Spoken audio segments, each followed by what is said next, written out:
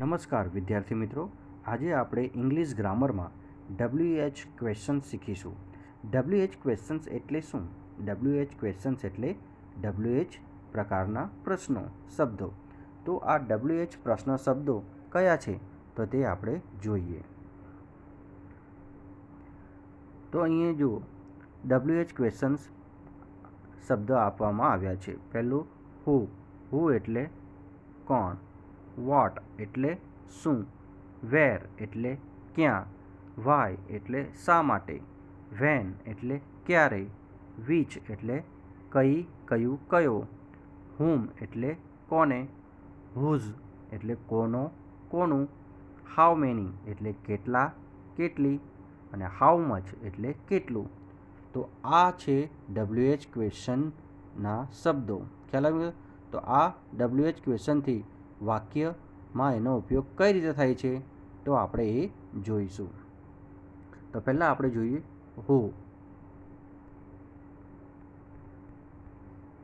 હુનો અર્થ થાય છે કોણ. હુનો અર્થ શું થાય? કોણ. તો હુનો ક્યારે ઉપયોગ થાય છે તો જોઈએ, કોઈ પણ વ્યક્તિ કે વ્યક્તિઓ વિશે માહિતી મેળવવા માટે હુનો ઉપયોગ થાય છે, ત્યારે હુ વપરાય છે. એક્ઝામ્પલ જોઈએ, Piyush is a doctor. Piyush એક ડૉક્ટર છે. હવે આપણે કોણ વડે ગુજરાતીમાં પ્રશ્ન પૂછીશું તો કઈ રીતના પૂછીશું? ડૉક્ટર કોણ છે? તો આપણને ખબર છે ડૉક્ટર પિયુષ છે, એટલે આ પિયુષ નીકળી જશે ત્યારે, બરાબર. એટલે હુ ઇઝ અ ડૉક્ટર, આ રીતે પ્રશ્ન બનશે. ખ્યાલ આવે મિત્રો? એટલે કે જ્યારે હુથી પ્રશ્ન બનાવીએ ત્યારે વાક્યમાં જે શરૂઆતમાં જે કરતા હોય એ નીકળી જશે અને એની જગ્યાએ આપણે હુ મૂકીને આપણે વાક્ય બનાવવાનું હોય છે.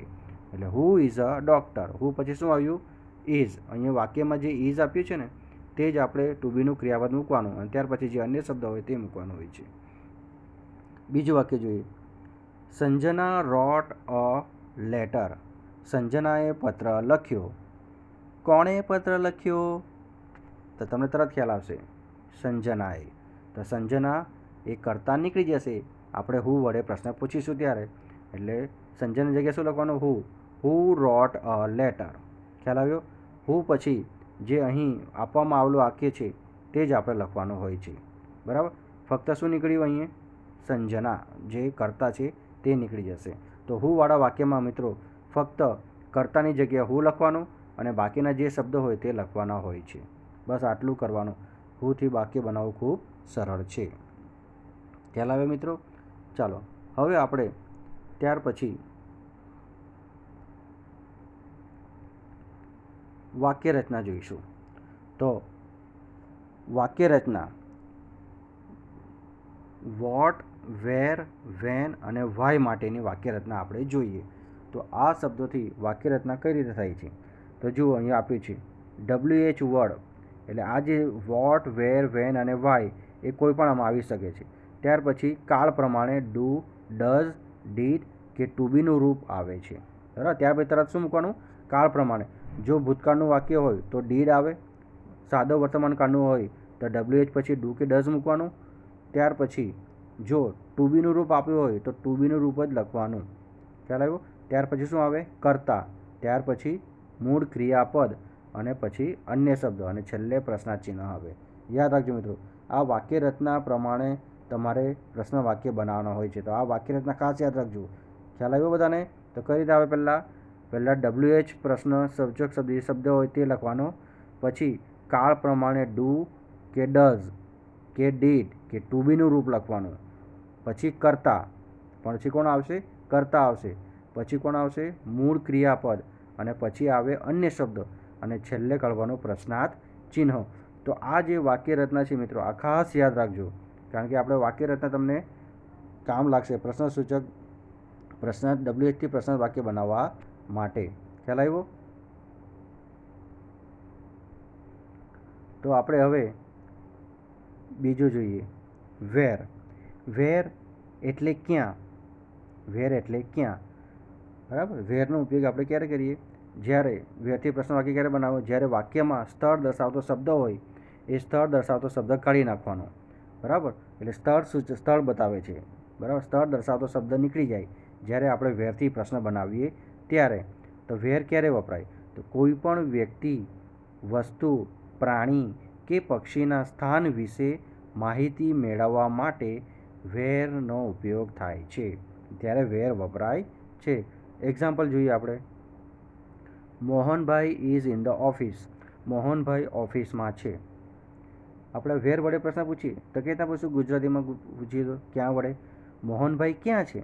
તો તમને તરત ખ્યાલ આવશે કે મોહનભાઈ ઓફિસમાં છે. તો ઇન ધ ઓફિસ એ શું બતાવે? સ્થાન બતાવે છે. તો જ્યારે વેરથી પ્રશ્ન પૂછીએ ને ત્યારે આપણે વાક્યમાં આવતું સ્થાન દર્શક શબ્દ કાઢી નાખવાનો. તો અહીંયા ઇન ધ ઓફિસ એ સ્થાન બતાવે છે એટલે એ નીકળી જશે, એને કાઢી નાખવાનો. ત્યાર પછી બાકીના જે વધ્યા શબ્દ કયા? મોહનભાઈ ઇઝ.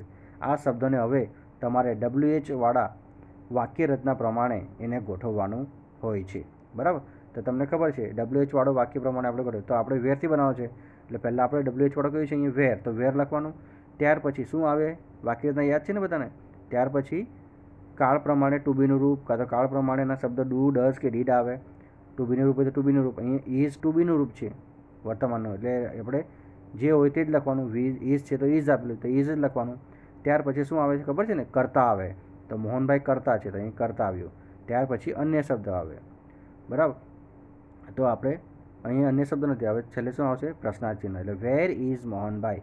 મોહનભાઈ ક્યાં છે?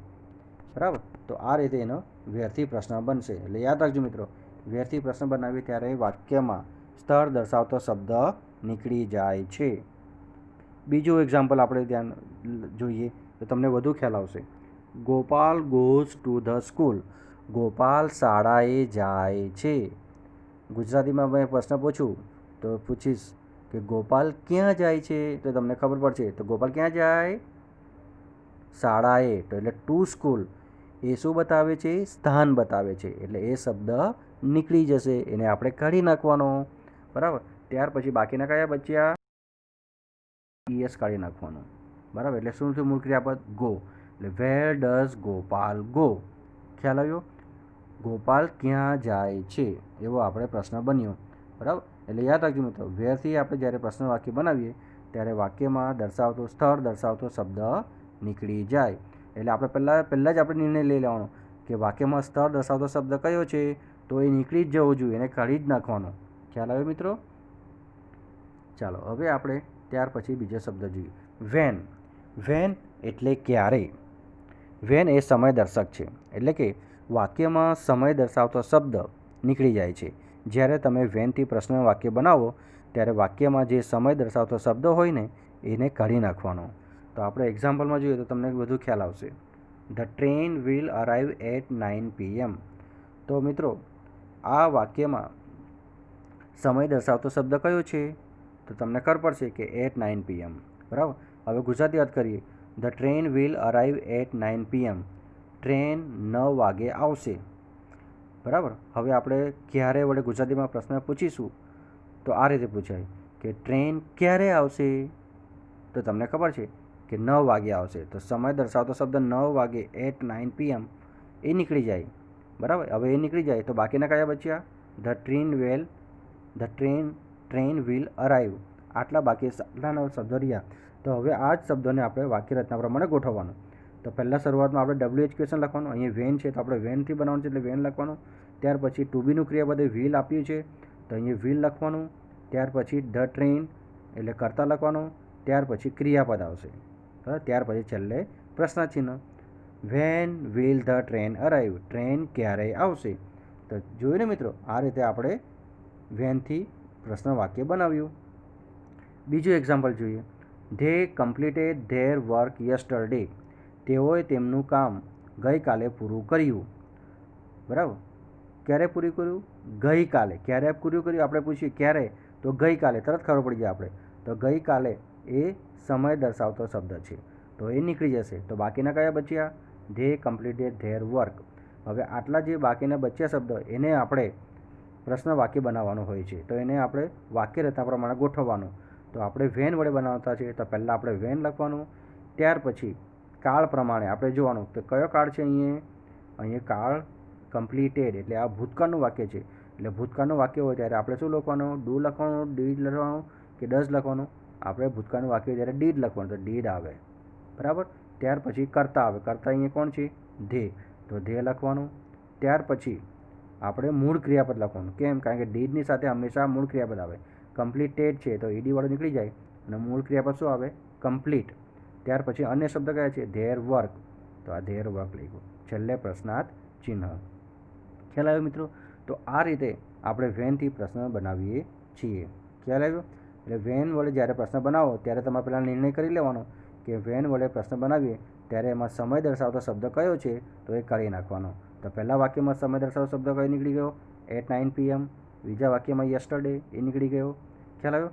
તો કોઈકના કોઈક શબ્દ આપણે કાઢવાનો. યાદ રાખજો મિત્રો, વેન વડે આપણે જ્યારે પ્રશ્ન વાક્ય બનાવીએ ત્યારે યાદ રાખવાનું કે વેન વડે બનાવીએ ત્યારે સમય દર્શક શબ્દ નીકળી જાય, એ ખાસ યાદ રાખજો, બરાબર. ચાલો હવે ત્યાર પછી આપણે બીજું જોઈએ. વાય. વાયનો અર્થ થાય છે શા માટે, કેમ, એવો અર્થ થાય છે.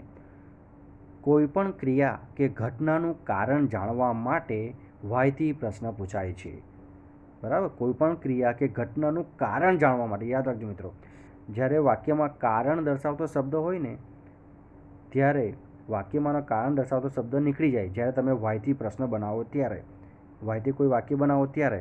તો આપણે એક્ઝામ્પલ જોઈએ, તમને બધું ખ્યાલ આવશે. The boy was crying because he had hurt his foot, બરાબર. બાળક રડી રહ્યો હતો કારણ કે તેના પગને ઈજા થઈ હતી. તેના પગને ઈજા થઈ હતી એટલે તે રડી રહ્યો હતો.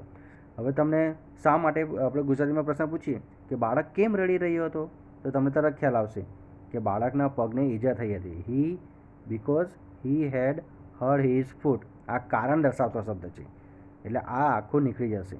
કારણ દર્શાવતો શબ્દ આખો નીકળી જશે. ખ્યાલ આવ્યો મિત્રો? જ્યારે તમે વાયથી પ્રશ્ન વાક્ય બનાવો ને ત્યારે કારણ દર્શાવતો શબ્દ નીકળી જાય. એટલે આમાં કારણ દર્શાવતો શબ્દ કયો છે? Because he had hurt his foot, એ નીકળી જશે. ત્યાર પછી બાકીના જે બચ્યા છે, કયું બચ્યું? The boy was crying. હવે આ જ વાક્યને આપણે વાક્યરચના પ્રમાણે ગોઠવવાનું. તો વાક્યરચના પ્રમાણે તમને ખબર છે, પહેલાં WH વાળું મૂકવાનું. WH વાળું આપણે એટલે વાય છે, અહીંયા આપણે વાય મૂક્યું. ત્યાર પછી ટુ બીનું ક્રિયાપદ કાળ પ્રમાણે મૂકવાનું. અહીંયા ટુ બીનું ક્રિયાપદ વોઝ છે, વોઝ છે એટલે આપણે પણ અહીંયા વોઝ મૂકવાનું, જે છે તે જ મૂકવાનું, બરાબર. Why was. ત્યાર પછી કરતા, અહીંયા કરતા કોણ છે? ધ બોય, તો ધ બોય લખવાનું. ત્યાર પછી ક્રિયાપદ, અહીં ક્રાઇંગ આપણે છે તો ક્રાઇંગ લખવાનું. અને છેલ્લે પ્રશ્નાર્થ ચિહ્ન. Why was the boy crying. હવે પ્રશ્ન વાક્ય કહેતા બનશે why was the boy crying. બાળક કેમ રડી રહ્યો હતો?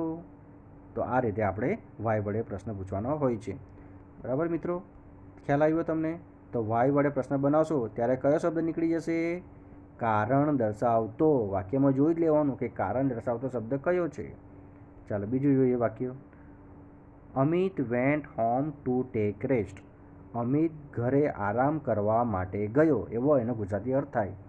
તો અમિત શા માટે ગયો? આપણે ગુજરાતીમાં આપણે પ્રશ્ન પૂછીએ ને, કે ત્યાં પૂછીશું કે અમિત ઘરે શા માટે ગયો? તો તમને ખબર પડશે કે અમિત આરામ કરવા માટે.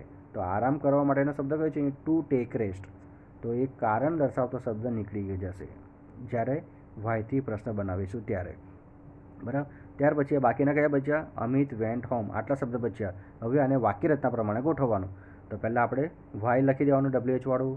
ત્યાર પછી કાળ પ્રમાણે તમને ખબર છે ને, ડુ, ડઝ, ડીડ કે ટુ બીનું ક્રિયાપદ આવે. અહીંયા ટુ બીનું ક્રિયાપદ તો છે જ નથી, એમિઝાર એવું કોઈ વોઝ કે વેર એવું છે જ નથી, પણ શું છે? અમિત પછી વેન્ટ છે અને વેન્ટ એ ભૂતકાળનું રૂપ છે. કોનું? ગોનું, બરાબર. એ ભૂતકાળનું રૂપ છે એટલે આપણે વાય પછી તે ડીડ લખ્યું. શું લખવાનું? ડીડ. ભૂતકાળનો હોય ને ત્યારે ડીડ લખવાનું. ત્યાર પછી કરતા આવે તો કરતા અહીંયા કોણ છે? અમિત, તો અહીં અમિત લખવાનું. અમિત પછી શું લખાય? મૂળ ક્રિયાપદ. તો મૂળ ક્રિયાપદ આવે વેન્ટ છે તો વેન્ટનું મૂળ ક્રિયાપદ શું થાય? ગો થાય. શું થાય? ગો. યાદ રાખજો, બરાબર. ડીડ આવે ને તો ડીડની સાથે હંમેશા મૂળ ક્રિયાપદ જ આવે એટલે આપણે ડીડની સાથે શું લખ્યું? વેન્ટનું મૂળ ક્રિયાપદ ગો અને છેલ્લે શું લખવાનું? અન્ય શબ્દ હોમ. ખ્યાલ આવ્યો? Why did Amit go home. હવે પ્રશ્ન વાક્ય બનશે કે why did Amit go home. Amit ઘરે કેમ ગયો? શા માટે ગયો? બરાબર ને? તો આ રીતે તો વાક્યમાં કારણ દર્શાવતા શબ્દ નીકળી જાય જ્યારે વાયથી તમે બનાવશો ત્યારે. ખ્યાલ આવ્યો મિત્રો?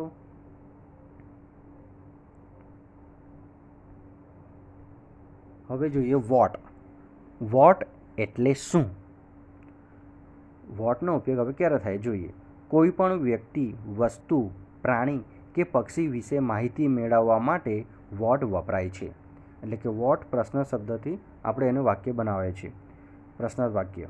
તો આપણે એક્ઝામ્પલ જોઈએ એટલે તમને વધુ ખ્યાલ આવશે. Manoj is a teacher. Manoj શિક્ષક છે. બરાબર. તો આપણે ગુજરાતીમાં પૂછીશું તો કઈ રીતે પૂછીશું? મનોજ શું છે? What is Manoj? બરાબર. મનોજ શું છે? What is Manoj? બરાબર. તો અહીંયા જ્યારે આપણે વાક્યને શું વડે પ્રશ્ન પૂછી જવાનો, તો વાક્યમાં શું વડે પ્રશ્ન પૂછીશું તો ખ્યાલ જ આવી જશે આપણે કે કયો શબ્દ નીકળે છે. તો આપણે અહીંયા મનોજ ઇઝ અ ટીચર, તો મનોજ શું છે? તો મનોજ શિક્ષક છે, તો અહીંયા ટીચર નીકળી જશે. બરાબર. એટલે કહેતા બન્યું what is Manoj? What is Manoj? Manoj શું છે? ખ્યાલ આવ્યો મિત્રો? તો આ રીતે વોટથી પ્રશ્ન બનાવવાનો. બીજું છે the children play football. The children play football. બાળકો ફૂટબોલ રમે છે. બરાબર. ગુજરાતીમાં શું વડે પ્રશ્ન પૂછીશું તો કેવી રીતના પૂછાય? બાળકો શું રમે છે? તો તમને તરત ખ્યાલ આવશે બાળકો ફૂટબોલ રમે છે. એટલે ફૂટબોલ શબ્દ નીકળી જાય ત્યારે. બરાબર. વોટ વડે પ્રશ્ન બનાવીને ત્યારે. ત્યાર પછી કયા બાકી રહ્યા? The children play. આટલા શબ્દ બાકી રહ્યા. તો આને આપણે વાક્યરચના પ્રમાણે ગોઠવવાનું. બરાબર. વાક્યરચના આપણને જોયું ને આગળ તે રીતે. વોટ છે તો પહેલાં વોટ લખવાનું, પછી કાળ પ્રમાણે ડુ લખ્યું છે. કેમ ડુ? કારણ કે અહીંયા પ્લે છે. પ્લે સાદો વર્તમાન કાળનું છે. બરાબર. સાદો વર્તમાન કાળ છે એટલે આપણે ડુ લખ્યું. અને ડુ પણ કેમ લખ્યું? કારણ કે ધ ચિલ્ડ્રન બહુવચન છે.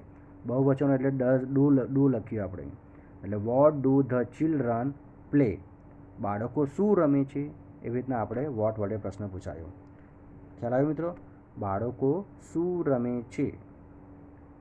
તો આપણે વોટ વડે આ રીતે પ્રશ્ન બનાવાય છે, પ્રશ્ન વાક્ય બનાવાય છે. ત્યાર પછી આપણે જોઈએ હુમ. હુમ એટલે કોને? હુમનો અર્થ થાય કોને. કોઈપણ વ્યક્તિ વિશે જાણવા માટે.